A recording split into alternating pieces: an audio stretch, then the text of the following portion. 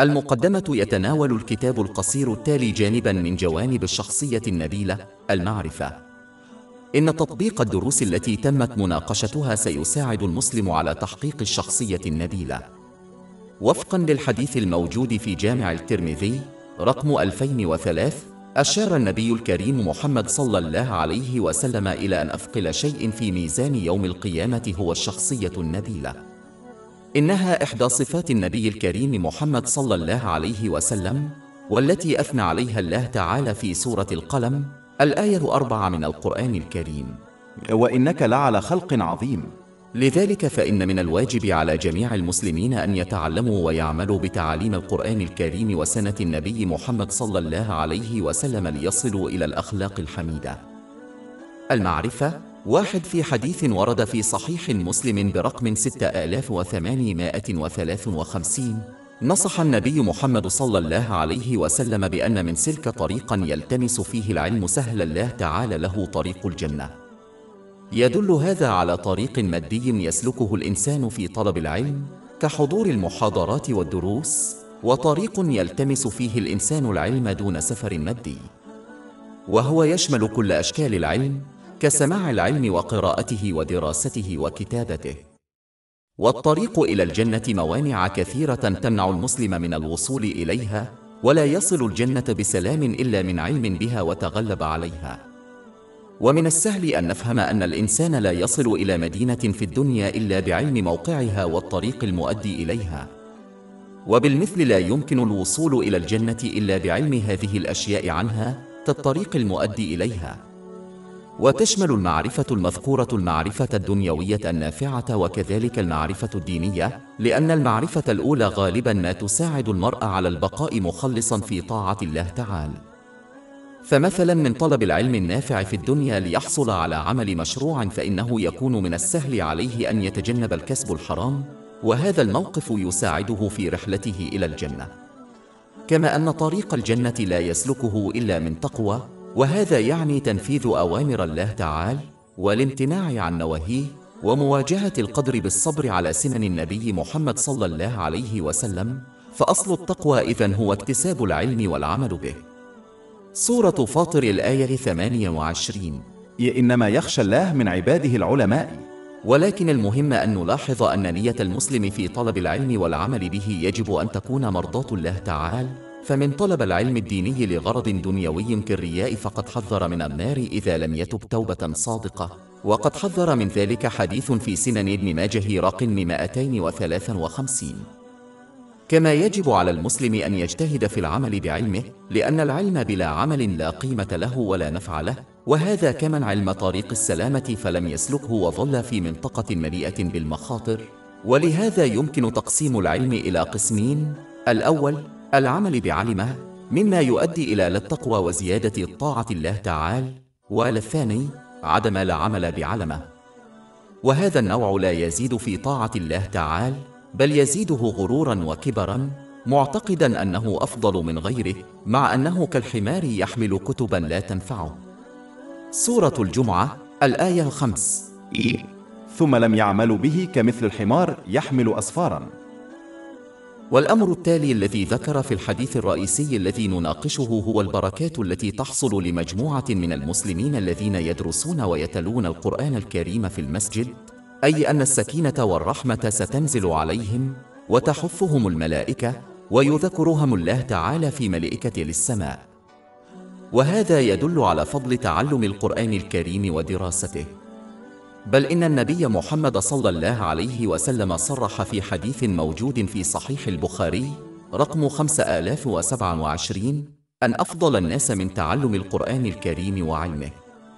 ومن المهم أن نلاحظ أن هذا يشمل العمل بتعاليم القرآن الكريم. وهذه المجموعة من الناس مميزة لدرجة أن الله تعالى سيغفر حتى لمن ينضم إليهم عن غير قصد. وقد ثبت ذلك في حديث في صحيح البخاري برقم 6408، ويرجى لمن داوم على هذا العمل أن ينعم بالنعم المذكورة آنفا، وهي السكينة ورحمة الله تعالى في جميع أيامه، ومن نال هذه النعم وجد السكينة والراحة في جميع أمور حياته، وإذا صادفته الصعب خلصته إذا هي للنعمة بسلام. ويرجى لمن نال صحبة الملائكة في الدنيا أن ينعم بصحبتهم عند الموت وفي الآخرة. سورة انفصلت، الآية 31. يا نحن أولياءكم في الحياة الدنيا وفي الآخرة. المعرفة. 2. أوصى النبي محمد صلى الله عليه وسلم في حديث موجود في جامع الترمذي رقم 2645 أن الله تعالى إذا أراد أن يعطي أحدا خيرا رزقه العلم الشرعي. لا شك أن كل مسلم بغض النظر عن قوة إيمانه يريد الخير في الدنيا والآخرة. ورغم أن العديد من المسلمين يعتقدون خطأ أن الخير الذي يرغبون فيه يكمن في الشهرة والثروة والسلطة والرفقة والوظيفة، فإن هذا الحديث يوضح بوضوح تام أن الخير الحقيقي الدائم يكمن في اكتساب العلم الشرعي والعمل به. ومن المهم أن نلاحظ أن أحد فروع العلم الديني هو العلم الدنيوي المفيد الذي يكسب به المرء رزقا مشروعا من أجل تلبية احتياجاته وضروريات عياله. ورغم أن النبي محمد صلى الله عليه وسلم أشار إلى أين يكمن الخير، إلا أنه من العار أن العديد من المسلمين لا يعطون قيمة كبيرة لهذا. إن المسلمين في أغلب الأحوال لا يسعون إلا إلى تحصيل الحد الأدنى من المعرفة الإسلامية من أجل أداء واجباتهم الإلزامية، ويفشلون في اكتساب المزيد والعمل به، مثل أحاديث النبي محمد صلى الله عليه وسلم. وبدلاً من ذلك يكرسون جهودهم للأشياء الدنيوية، معتقدين أن الخير الحقيقي موجود فيها. يفشل العديد من المسلمين في تقدير أن السلف الصالح اضطروا إلى السفر لأسابيع متتالية فقط لتعلم آية واحدة أو حديث واحد من أحاديث النبي محمد صلى الله عليه وسلم، بينما اليوم يمكن للمرء أن يدرس التعاليم الإسلامية دون مغادرة منزله. ومع ذلك يفشل العديد في الاستفادة من هذه النعمة الممنوحة للمسلمين في العصر الحديث. ومن رحمته اللامتناهية لم يشر الله تعالى من خلال نبيه الكريم محمد صلى الله عليه وسلم إلى أين يكمن الخير الحقيقي فحسب، بل وضع هذا الخير أيضا في متناول أيدينا. لا ينبغي للمسلم أن يخدع في الاعتقاد بأن المعرفة الإسلامية توضح فقط كيفية أداء الشعائر وما هو غير قانوني وما هو مشروع. في الواقع يعلم القرآن الناس كيفية تبني الموقف والسلوك الصحيح حتى يستخدموا جميع النعم الدنيوية التي منحت لهم بشكل صحيح حتى يستفيدوا أنفسهم والآخرين في كلا العالمين، وبالتالي تحقيق راحة البال والنجاح في كلا العالمين. الوحيد الذي يمكنه تعليم البشرية هذا هو الذي خلق ويعلم كل شيء ألا وهو الله تعالى. لذلك فإن إعطاء الأولوية لاكتساب المعرفة الدنيوية والعمل بها على المعرفة الدينية ليس من الحكمة. أخبر الله تعالى البشرية عن مكان وجود كنز مدفون أبدي يمكنه حل جميع المشاكل التي قد يواجهونها في كلا العالمين. لكن المسلمين لن يحصلوا على هذا الخير إلا بعد أن يكافحوا للحصول عليه والعمل به، وهذا بدوره سيؤدي إلى السلام والنجاح في كلا العالمين. سورة النحل، الآية 97. من عمل صالحا من ذكر أو أنثى وهو مؤمن فلنحيينه حياة طيبة ولنجزينهم أجرهم بأحسن ما كانوا يعملون. المعرفة. 3. في حديث ورد في صحيح مسلم برقم 3257 حذر النبي محمد صلى الله عليه وسلم من كثرة السؤال، لأن ذلك يؤدي إلى هلاك الأمم السابقة، بل يجب على المسلمين أن يفعلوا ما أمروا به حسب طاقتهم ويتجنبوا ما نهوا عنه. لا ينبغي للمسلمين أن يتبنوا هذه العقلية، لأن الأشخاص الذين اعتدوا كثرة السؤال كثيرا ما يفشلون في أداء واجباتهم واكتساب المعرفة المفيدة، لأنهم مشغولون بالسؤال والبحث عن معلومات أقل أهمية وأحيانا غير ذات صلة. هذه العقلية يمكن أن تلهم الشخص للجدال والنقاش حول مثل هذه الأنواع من القضايا أيضا. ومن المؤسف أن هذا الموقف منتشر بشكل كبير بين المسلمين اليوم، حيث كثيرا ما يتجادلون حول قضايا غير إلزامية وأقل أهمية، بدلا من التركيز على أداء واجباتهم وتعاليم النبي محمد صلى الله عليه وسلم الراسخة، أي الوفاء بها بكامل آدابها وشروطها. إن المسلم يجب عليه أن يبحث ويستفسر عن المواضيع التي لها علاقة وأهمية في فهم الأمور الدنيوية والدينية، وإلا فإنه سوف يتبع خطى الأشخاص المذكورين في هذا الحديث، وسوف يجعل حياته أكثر صعوبة. وفيما يتعلق بإيمان المرء، فإن الصلة تتحدد من خلال تحديد ما إذا كان تعلم شيء ما سيزيد من طاعته الصادقة لله تعالى. وإذا لم يكن كذلك، فلا ينبغي له أن يضيع وقته في البحث وتعلم هذه المعرفة. وفيما يتعلق بحياته الدنيوية، فإن الصلة تتحدد من خلال تحديد ما إذا كان تعلم شيء ما سيساعده على أداء واجباته الدنيوية مثل واجباته في العمل. وإذا لم يكن كذلك، فلا ينبغي له أن يضيع وقته في البحث وتعلم هذه المعرفة. وأخيراً، يجب على المرء أن يتأكد من أنه يتجنب العقلية المذكورة في الحديث الرئيسي، وخاصة عندما يدرس التعاليم الإسلامية، حيث يمكن للمرء بسهولة أن يحول ما يجب أن يكون وسيلة للطاعة الصادقة لله تعالى في كل جانب من جوانب حياته إلى دراسات أكاديمية عن الإسلام ليس لها آثر عملية على حياتها وسلوكها. وهذا الموقف الأخير يمكن اتخاذه بسهولة عندما يصر الإنسان على البحث والتعلم عن المعرفة التي لن تزيده إخلاصاً لله تعالى. وهذا من السهل تحديده بأنه المعرفة التي لم يتحدث عنها الله تعالى في القرآن الكريم ولا ما ناقشه النبي الكريم محمد صلى الله عليه وسلم في أحاديثه. وكل معرفة دينية لم تناقش في هذين المصدرين من مصادر الهداية فهي غير ذات صلة، وبالتالي ليست ضرورية لهداية المرء إلى السلام والنجاح في العالمين. ولو كانت هناك حاجة إليها لكان من الممكن مناقشتها في هذين المصدرين من مصادر الهداية. لذلك فإن أي معرفة دينية متأصلة في هذين المصدرين من مصادر الهداية هي ذات صلة، ويجب البحث عنها والعمل بها، ويجب تجنب كل المعارف الدينية الأخرى. المعرفة 4 في حديث ورد في سنن ابن ماجه رقم 253. حذر النبي محمد صلى الله عليه وسلم من أخذ العلم الشرعي ليظهر به على العلماء أو يجادل الناس أو يلفت الأنظار إليه، فإنه سيذهب إلى النار. ومع أن أساس كل خير في الأمور الدنيوية والدينية هو العلم، إلا أن المسلمين يجب أن يفهموا أن العلم لن ينفعهم إلا إذا صححوا نيتهم أولاً، أي أنهم يجتهدون في الحصول على العلم والعمل به لإرضاء الله تعالى. وكل الأسباب الأخرى لن تؤدي إلا إلى فقدان الثواب وحتى العقاب إذا فشل المسلم في التوبة الصادقة. في الواقع، العلم مثل ماء المطر الذي يسقط على أنواع مختلفة من الأشجار. بعض الأشجار تنمو بهذا الماء من أجل نفع الآخرين مثل شجرة الفاكهة، في حين أن أشجار أخرى تنمو بهذا الماء وتصبح مزعجة للآخرين. على الرغم من أن ماء المطر هو نفسه في كلتا الحالتين، إلا أن النتائج مختلفة جدا. وكذلك العلم الشرعي سواء بالنسبة للناس، ولكن إذا قصد به غير الصحيح فإنه يكون سبب هلاكهم، وإذا قصد به الصحيح فإنه يكون سبب نجاتهم. فليصحح المسلمون نيتهم في كل الأمور، فإنهم سيحاسبون عليها، وقد ثبت ذلك في حديث في صحيح البخاري رقم 1. وليتذكروا أن من أول من يدخل النار عالم لم يأخذ العلم إلا ليظهر به، وقد حذر من ذلك حديث في صحيح مسلم رقم 4923. كما يجب على الإنسان أن يقرن حسن نيته بالعمل بعلمه، فإن العلم بدون عمل لا يكون علما نافعا، بل هو مجرد معلومة. وعدم العمل بعلمه كالطبيب الذي لا يطبق علمه في علاج الناس، وكما أنه لا ينفع نفسه ولا غيره، كذلك لمسلم الذي ملك لعلم للشرع وليطبقه، بل الشبه هذا للشخص بالحمار الذي حمل كتب العلم.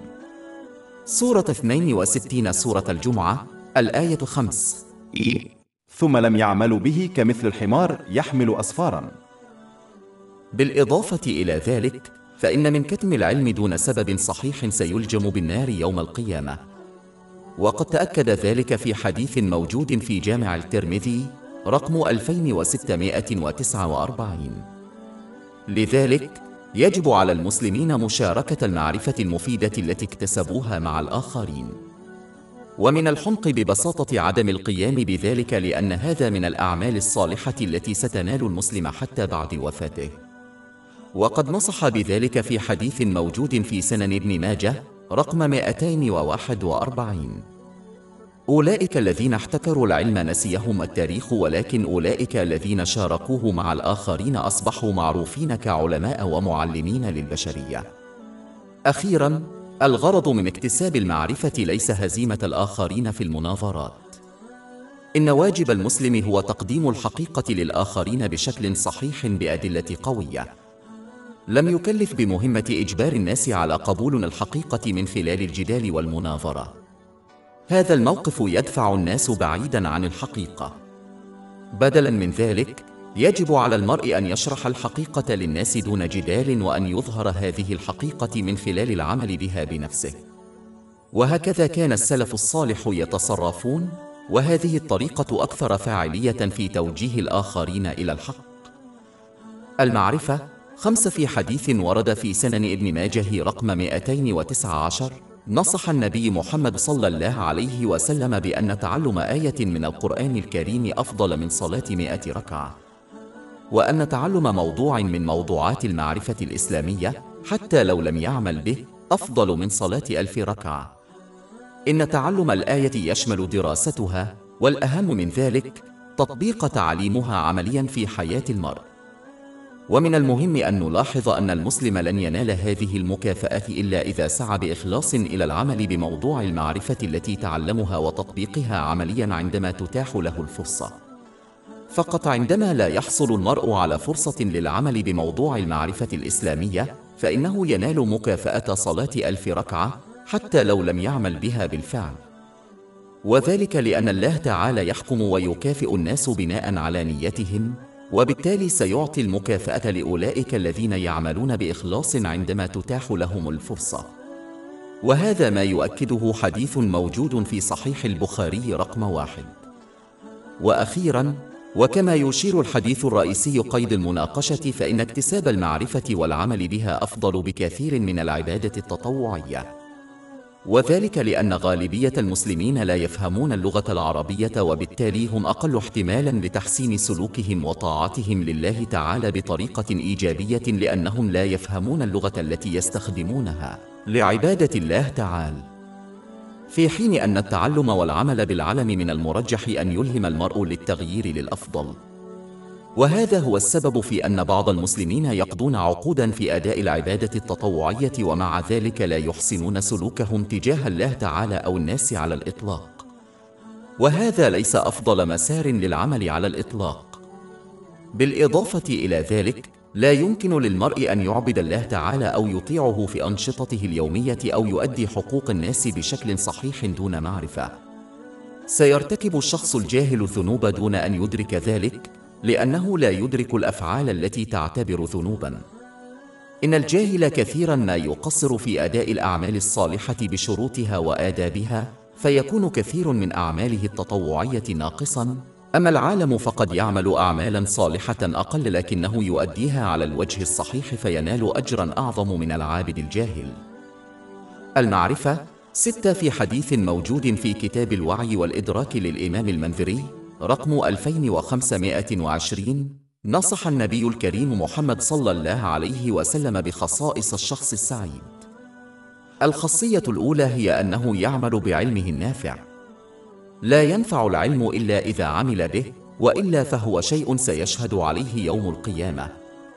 إن عدم العمل بعلمه وتوقع الحصول على النجاح هو أحمق مثل من يمتلك خريطة لوجهته المرغوبة ولكنه لا يستخدمها ويظل يأمل في الوصول إلى وجهته بأمان. من الضروري أن يحقق المسلمون كلا الجانبين من المعرفة. الأول هو الحصول عليها من مصدر موثوق، والثاني هو العمل بها بإخلاص لمرضاة الله تعالى. يجب على المسلم أن يجد طريق الجنة ويسلكه للوصول إليها. المعرفة 7. في حديث موجود في كتاب الوعي والإدراك للإمام المنذري رقم 2556، بشر النبي محمد صلى الله عليه وسلم من تحلى بالصفات التالية.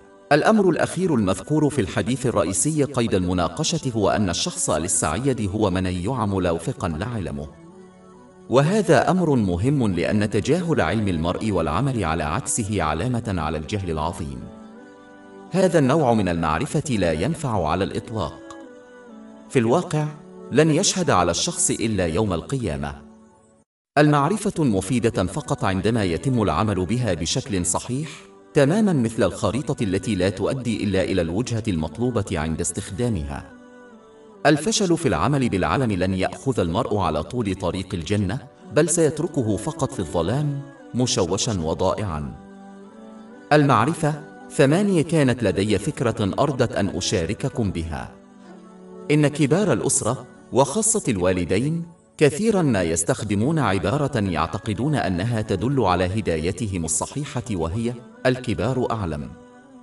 ولأكون صادقاً فإن هذه العبارة كانت صحيحة في أيام السلف الصالح، حيث كان الكبار في ذلك الوقت يجتهدون في اكتساب العلم النافع والعمل به.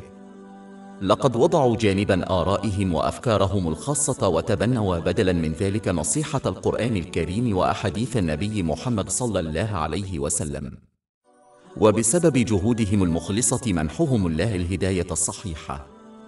سورة العنكبوت الآية 69. والذين جاهدوا فينا لنهدينهم سبلنا. ولذلك فإن هذه العبارة تنطبق عليهم، وكان الشباب في تلك الأيام يستفيدون إذا عملوا بنصيحة هؤلاء الشيوخ. ولكن للأسف تغيرت الأوقات، ففي هذا العصر لا يطلب أغلب الشيوخ العلم النافع ولا يعملون به، بل إن الأغلبية الساحقة تعمل بممارساتها الثقافية التي لا أساس لها في أغلب الأحوال في التعاليم الإسلامية. فهم ينفرون من العلم النافع ويكتفون بهذه التعاليم المبنية على ممارسات ثقافية مصطنعة. وبسبب هذا الجهل أصبح الشيوخ الآن على حق في بعض الأحيان ومخطئين في أحيان أخرى. ولذلك فإن عبارة الشيوخ أعلم لم تعد تنطبق. ومن المهم أن نلاحظ أن هذا لا يعني أن المسلم يجب أن يتجاهل أو لا يحترم شيوخه، لأن هذا يتناقض تماماً مع تعاليم الإسلام.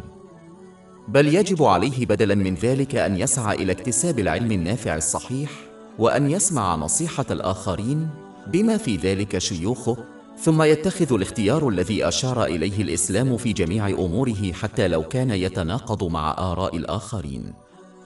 ولا ينبغي للمسلم أن يتبع شيوخه بشكل أعمى، لأن هذا في أغلب الأحوال سيقوده بعيداً عن تعاليم الإسلام.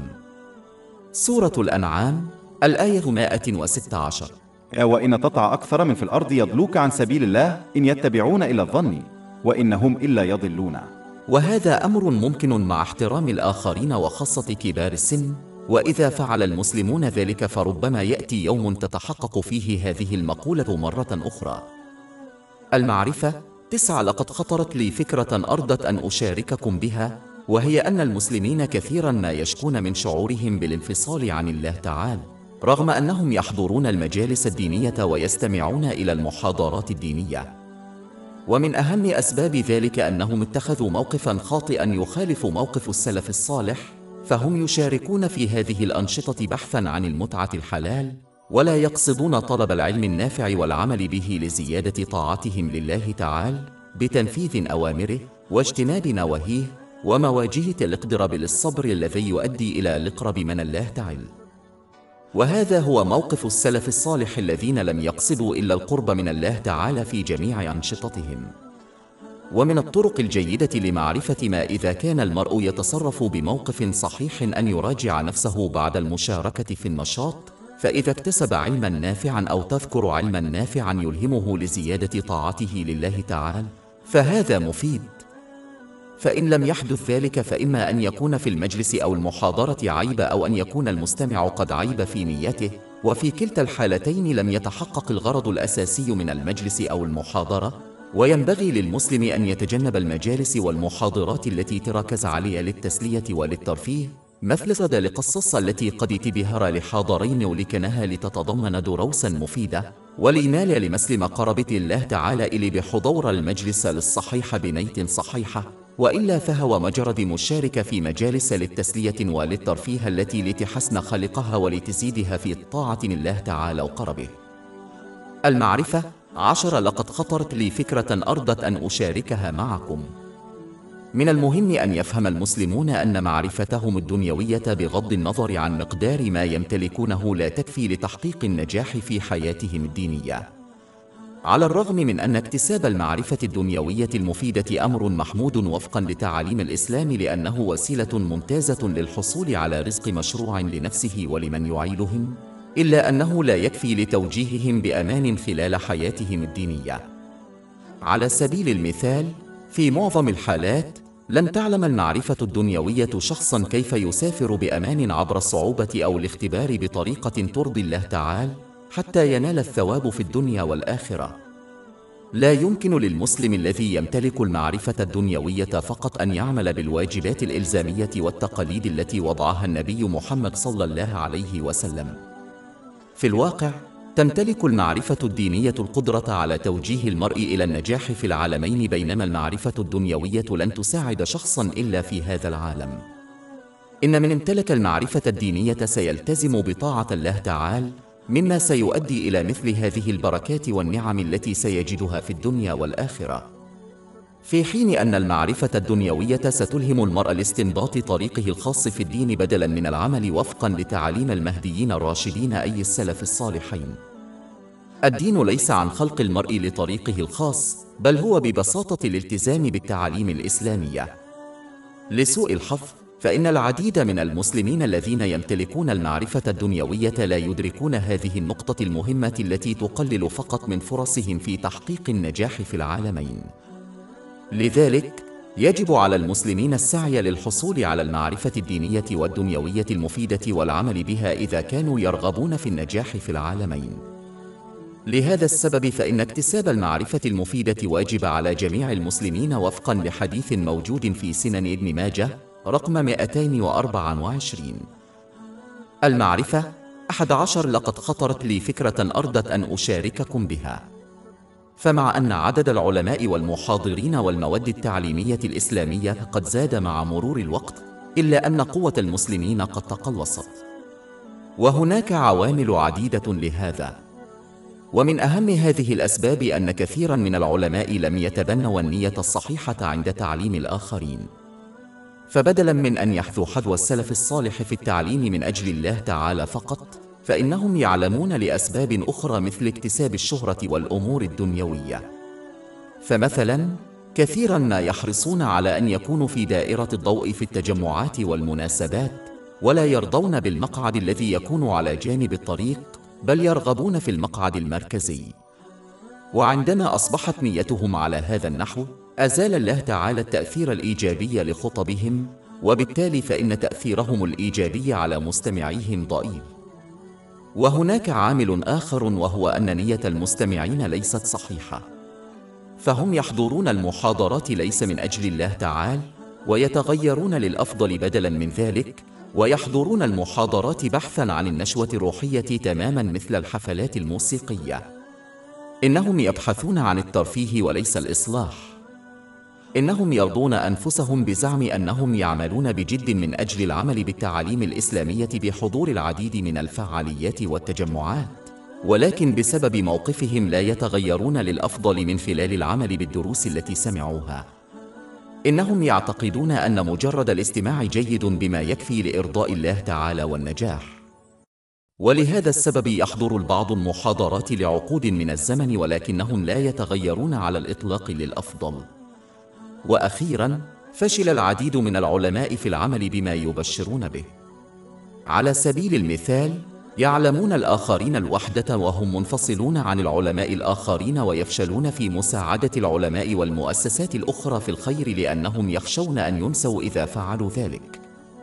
إنهم ينصحون الآخرين بالابتعاد عن العالم المادي وهم الأكثر انغماساً فيه، على الرغم من أنهم يزعمون أنهم منفصلون في قلوبهم، وهو في معظم الحالات غير صحيح، إلا أنهم ما زالوا ينحرفون عن تقليد النبي الكريم محمد صلى الله عليه وسلم، الذي كان أكثر الناس انعزالاً عن هذا العالم ظاهرياً وباطنياً. كان ينبغي لهم أن يظهروا مثالاً عملياً بدلاً من قول شيء وفعل شيء آخر، وهذا ما جعل تعليمهم غير فعالة. المعرفة 12. قرأت مقالاً إخبارياً منذ فترة، أردت أن أتحدث عنه بإيجاز. لقد ذكر المقال كيف أن بعض الناس لا يحققون النجاح إلا بعد أن يصبحوا خبراء في مجالهم. ومن المهم أن نلاحظ أن الإسلام يعلم المسلمين أنهم لا يحتاجون إلى أن يصبحوا علماء من أجل تحقيق النجاح الحقيقي في العالمين. كل ما يحتاجون إليه هو السعي إلى التعلم والعمل وفقاً للتعاليم البسيطة للإسلام وفقاً لقدراتهم وإمكاناتهم، وهذا يمكن تحقيقه بسهولة من قبل غير العلماء. على سبيل المثال، يمكن للمسلم أن يبدأ بفهم والعمل ب3 آيات من القرآن الكريم والتي سترشده إلى النجاح الأبدي. الأولى هي سورة الطلاق الآية 2: ومن يتق الله يجعل له مخرجا.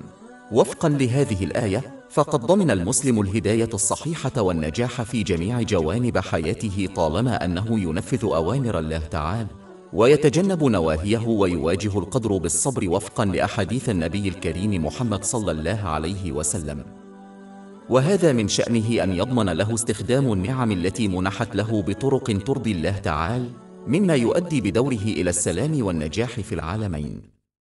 سورة النحل الآية 97: من عمل صالحا من ذكر أو أنثى وهو مؤمن فلنحيينه حياة طيبة ولنجزينهم أجرهم بأحسن ما كانوا يعملون. الآية التالية موجودة في سورة البقرة الآية 216: وعسى أن تكرهوا شيئا وهو خير لكم، وعسى أن تحبوا شيئا وهو شر لكم والله يعلم وأنتم لا تعلمون. تساعد هذه الآية المسلم على التغلب على كل الصعوبات التي قد يواجهها في حياته. يجب على المسلم أن يفهم أن لكل موقف العديد من الحكم المفيدة التي لا تظهر فوراً. يمكن للمرء أن يجد العديد من الأمثلة في حياته عندما كان يعتقد أن شيئاً ما كان جيداً ولكنه انتهى إلى شيء سيء والعكس صحيح. لذلك يجب عليهم تحمل كل صعوبة بصبر من خلال تجنب الشكوى والحفاظ على طاعتهم لله تعالى، مع العلم أن الموقف هو الأفضل لهم حتى لو لم يلاحظوا الحكمة وراء ذلك. الآية الأخيرة موجودة في سورة البقرة الآية 286: لا يكلف الله نفسا إلا وسعها.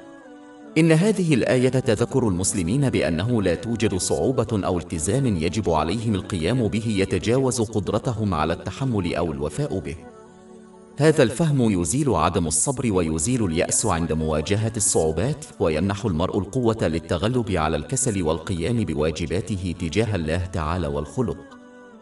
يعلم الإسلام دروساً بسيطة ولكنها بعيدة المدى يجب على المسلمين دراستها والعمل بها.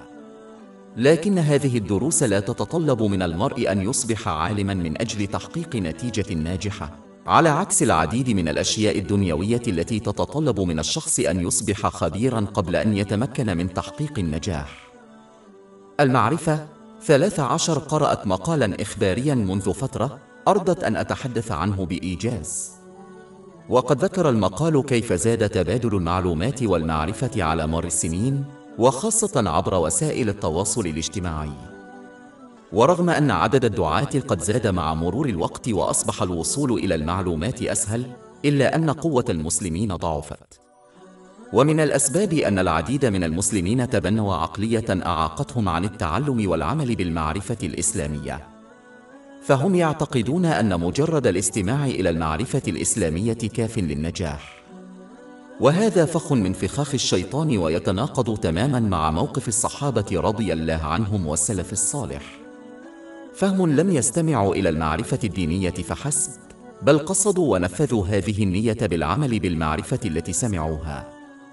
والفشل في التصرف بهذه الطريقة تسبب في ضعف إيمان المسلمين. وهذا هو السبب في أن بعض المسلمين قضوا عقوداً من الزمان يحضرون التجمعات والمحاضرات الدينية، لكنهم لم يتغيروا للأفضل على الإطلاق. إن خطورة هذا الموقف تكمن في أن الناس في نهاية المطاف سوف ينحدرون إلى أسفل باعتقادهم أنهم يستطيعون إعلان الإسلام بلسنتهم فقط دون الحاجة إلى الاستماع أو العمل بالتعاليم الدينية. وسوف يترك المسلمون مع الجهل كدليل لهم والذي لن يؤدي بهم إلا إلى الهلاك. وخلاصة القول إن الغرض من المعرفة الإسلامية ليس تسلية الناس، بل الغرض منها هو إرشاد الناس عملياً عبر جميع المواقف التي يواجهونها في هذا العالم حتى ينالوا راحة البال في هذا العالم والجنة في الآخرة. ومن يفشل في تطبيق المعرفة التي يستمع إليها لن يحصل على هذا التوجيه الصحيح. ومثالهم كمثل من لديه إرشادات إلى مكان آمن ولكنه يفشل عمليا في اتباع هذه الإرشادات إلى الأمان، أو كالمريض الذي وصف له الدواء ولكنه يفشل في تناول الدواء. يجب تجنب هذا الموقف. سورة الإسراء الآية 82. وننزل من القرآن ما هو شفاء ورحمة للمؤمنين ولا يزيد الظالمين إلا خسارا. المعرفة 14 قرأت مقالا إخباريا منذ فترة أرضت أن أتحدث عنه بإيجاز. ذكر المقال كيف أن معدلات الزواج في بلد معين كانت تتناقص بمرور الوقت. وادعى الناس أنهم لا يرغبون في تحمل مسؤوليات الزواج. إذا قبل شخص عرض عمل دون معرفة المعلومات المرتبطة به مثل مسؤوليات الوظيفة والراتب وأي تأمين معروض، فسوف يوصف هذا الشخص بأنه مجنون تماما من قبل الآخرين. لن يقبل الشخص الذكي أبدا عرض عمل دون معرفة هذه التفاصيل المهمة. ومع ذلك فإن العديد من الناس يائسون من تحمل واجبات معينة دون امتلاك المعرفة بالمسؤوليات المرتبطة بها. على سبيل المثال، هؤلاء الناس يائسون للزواج، ومع ذلك فهم يمتلكون القليل من المعرفة أو لا يمتلكون أي معرفة بمسؤوليات وواجبات الزوج أو الزوجة وما هي حقوق كل من الزوجين. وهذا هو السبب الرئيسي وراء ارتفاع معدلات الطلاق بين المسلمين بشكل كبير في السنوات الأخيرة. وبالمثل فإن هؤلاء الأشخاص يائسون لإنجاب الأطفال، ومع ذلك فهم يمتلكون القليل من المعرفة أو لا يمتلكون أي معرفة بمسؤوليات تربية الطفل مثل حقوق الوالدين والأطفال. مرة أخرى، هذا هو السبب الرئيسي وراء زيادة عدد الشباب المسلمين في السجون بشكل كبير في السنوات الأخيرة. فالأزواج ينجبون الأطفال لكنهم يفشلون في تربيتهم بالطريقة الصحيحة. كيف يمكنهم ذلك وهم لا يمتلكون المعرفة للقيام بذلك؟ من الأهمية بمكان أن يتعلم المسلمون أولاً ويفهموا مسؤوليات الأشياء التي يرغبون في القيام بها قبل أن يخطوا إلى الموقف، لأنه بدون هذه المعرفة لن يسببوا سوى المتاعب لأنفسهم وللآخرين.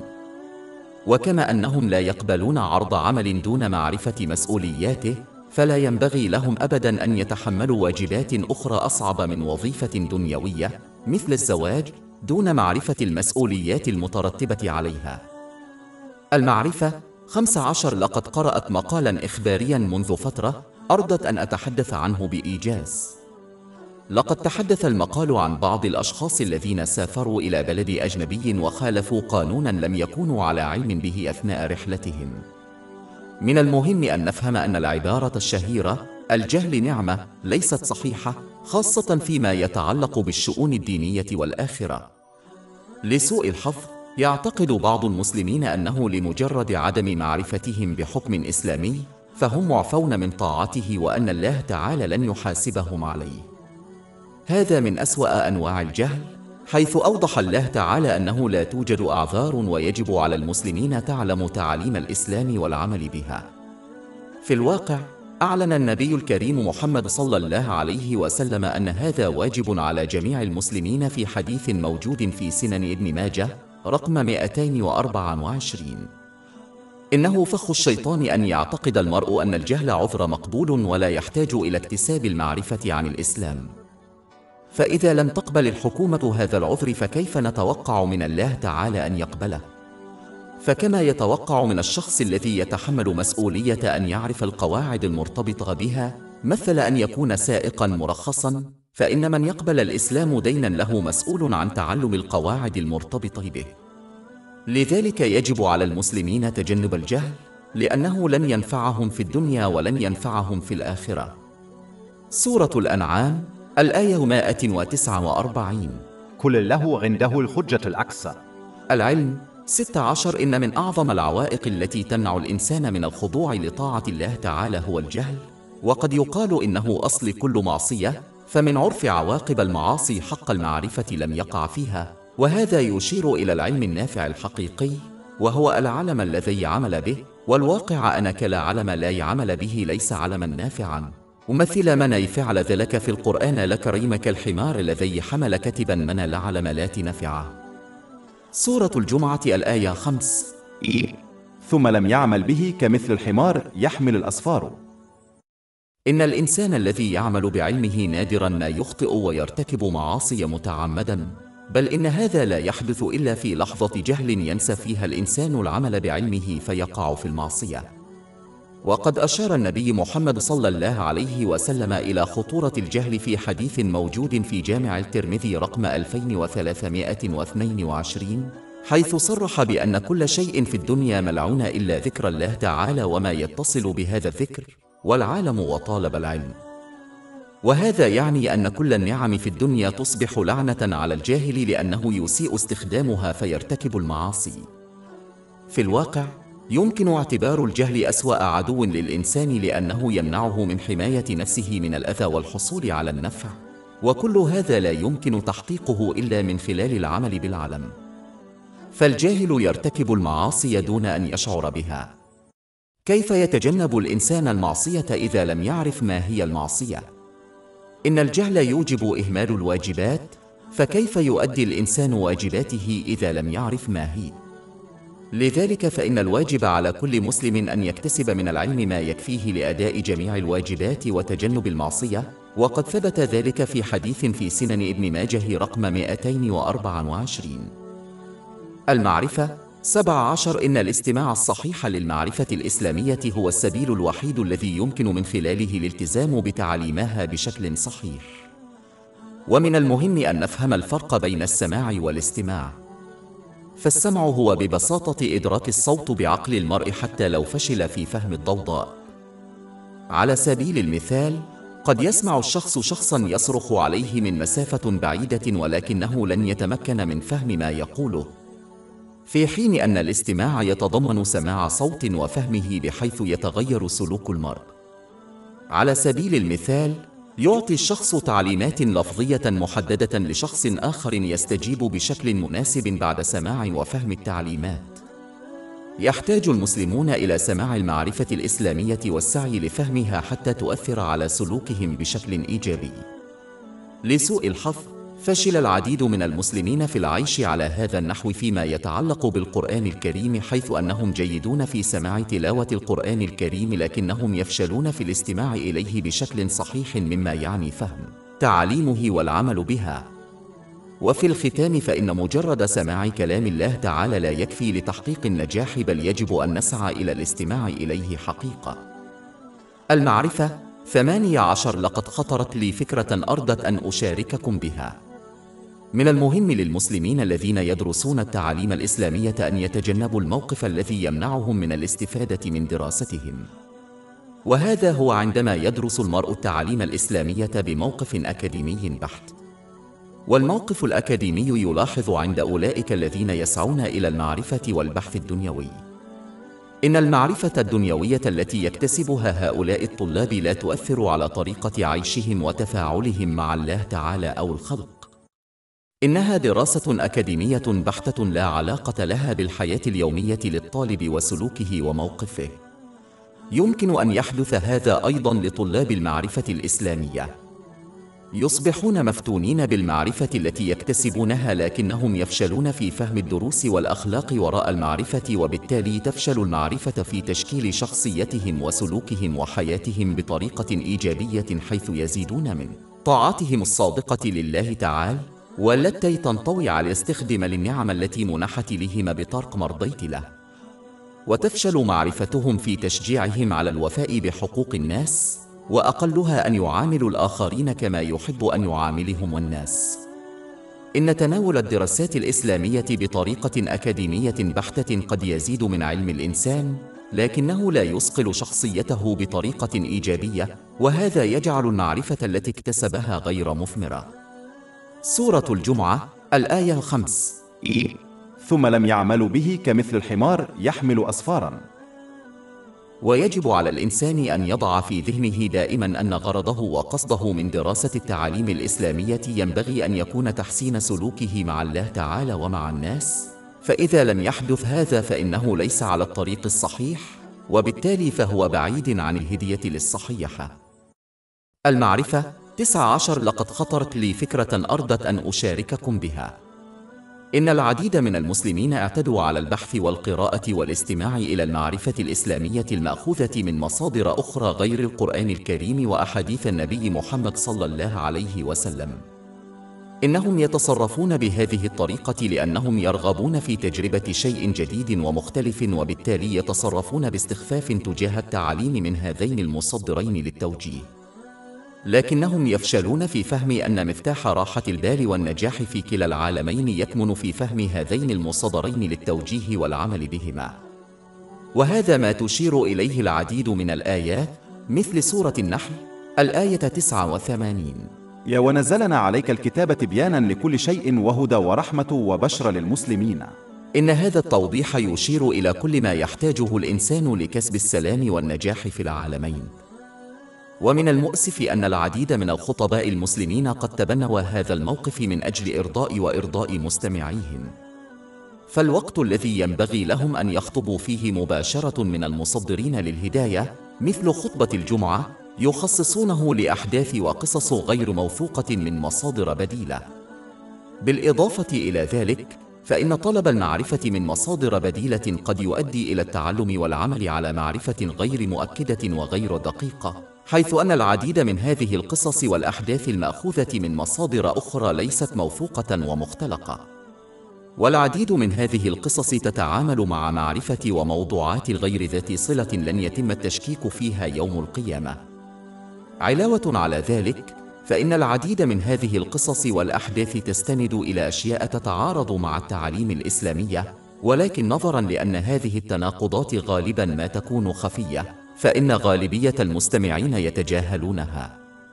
على سبيل المثال، كثيراً ما تدفع هذه القصص بموضوع الطاعة الكاملة الغير القابلة للشك لمعلمك الروحي، مع أن هذا ليس شيئاً فعله الصحابة رضوان الله عليهم مع بعضهم البعض، حتى في زمن خلفاء الإسلام الراشدين رضوان الله عليهم.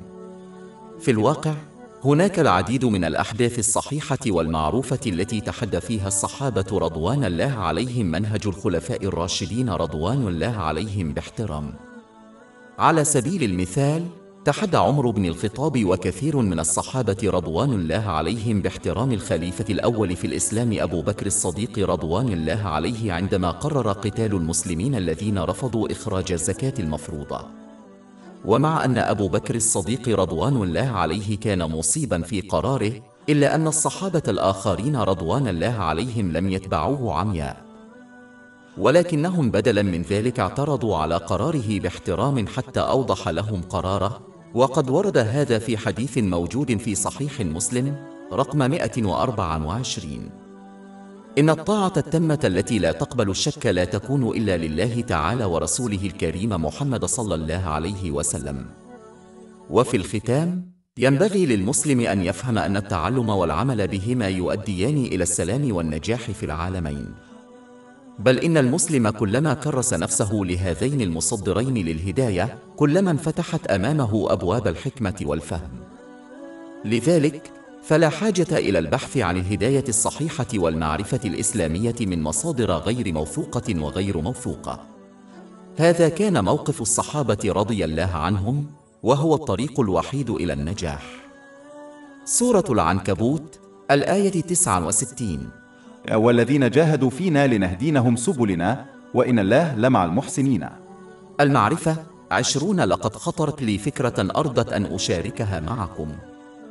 إن السعي إلى اكتساب المعرفة الدنيوية أو الدينية التي تساعد المرء على طاعة الله تعالى أمر محمود في الإسلام. ومن المؤسف أن العديد من المجتمعات الإسلامية تفشل في تشجيع أبنائها وخاصة بناتهم على التعليم، حيث يزعمون أنهم سيتزوجون ببساطة وينجبون أطفالاً ويعيشون كربات بيوت.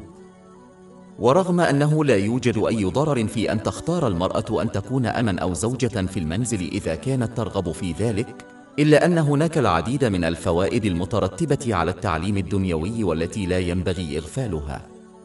إن التعليم الدنيوي مهم لأنه يساعد في تشكيل شخصية المرء، ومن خلاله يتعلم المرء كيف يعمل العالم وكيف يتعامل مع المواقف المختلفة وأنواع الناس. كل هذه الأشياء تساعد المرأة المسلمة على التعامل مع المواقف المختلفة التي قد تواجهها في الحياة.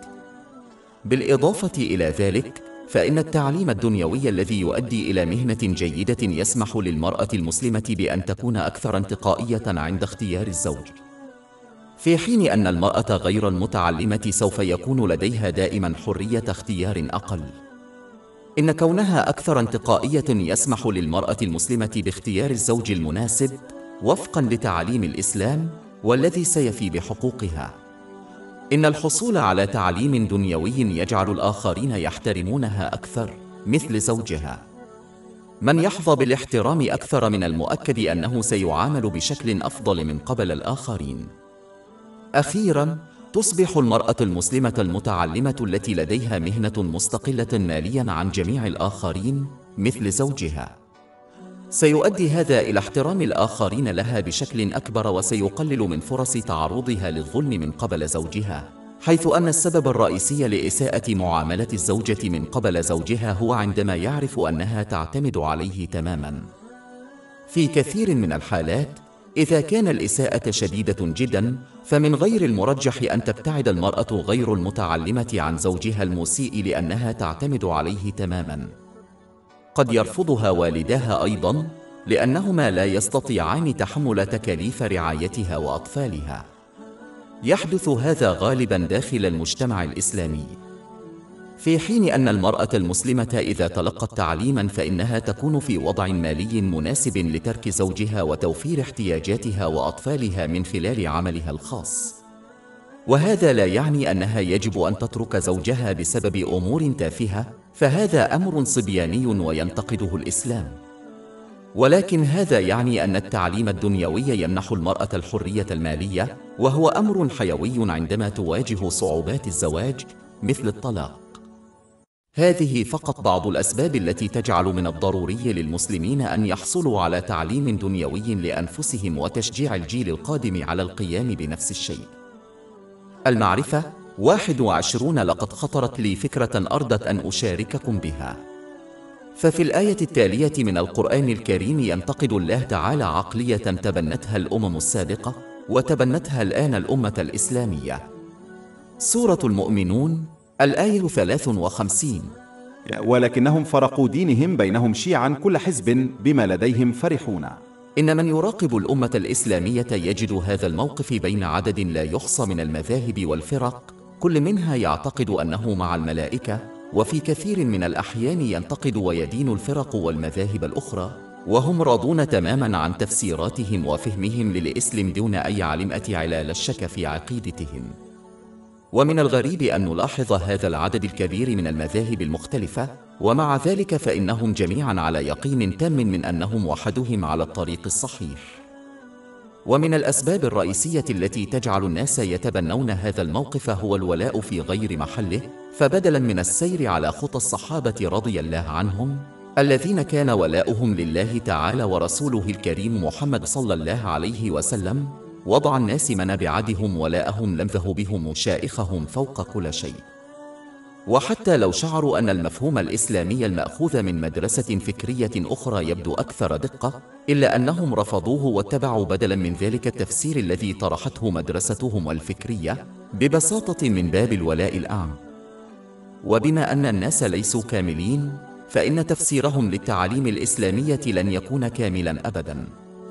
لذلك لا يمكن لأي مدرسة فكرية تعتمد على التفسيرات التي قدمها شيوخها أن تكون كاملة تماما. إن من يكون مخلصا لله تعالى ورسوله الكريم محمد صلى الله عليه وسلم سيدرك هذه الحقيقة، وبالتالي سيقبل أفضل تفسير للتعاليم الإسلامية من أي مدرسة فكرية. يجب على المسلمين تجنب الولاء الأعمى والتبعية العمياء، لأن ذلك قد يؤدي إلى الضلال ويتناقض مع طريق الإسلام. سورة يوسف الآية 108. يقل هذه سبيلي أدعو إلى الله على بصيرة أنا ومن اتبعني.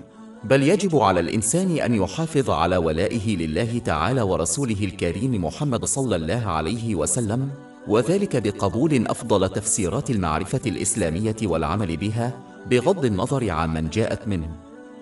الحمد لله رب العالمين، والصلاة والسلام على خاتم أنبيائه ورسله محمد وعلى آله وصحبه أجمعين.